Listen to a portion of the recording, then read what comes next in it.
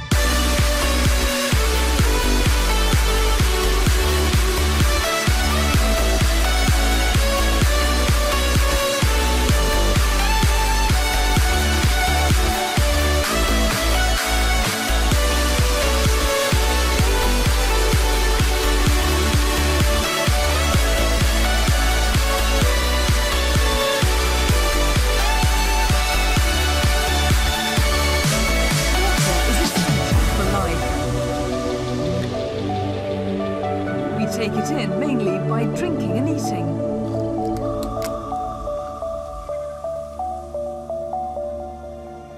But as well as gaining it, the body also loses it. You breathe out water vapour. And water vapour evaporates from your skin. It's most noticeable when you sweat. More obviously, you lose water through urine and faeces.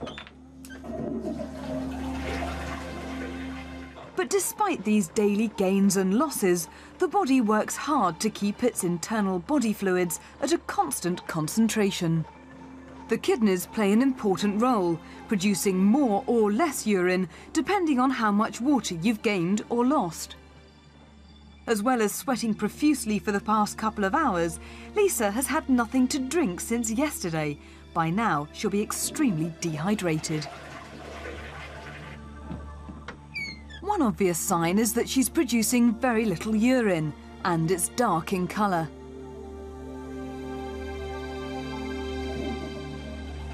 On the other hand, Joanne has taken in lots of liquid over the past few hours.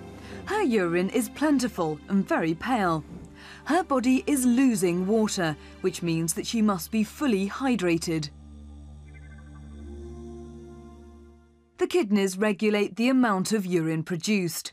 It's their job to keep body fluids, like your blood, at a constant volume and concentration. Blood flows in through the renal artery and out through the renal vein.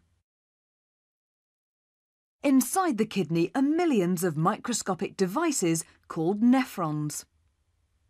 Blood entering each nephron is filtered. Most of its fluid content, represented here as yellow, passes into the nephron tube. As it trickles down, exactly the right amount of water is taken back to give the blood its correct volume. The remaining waste solution passes out as urine. So what will happen to Lisa and Joanne's urine levels if they both drink a litre of water?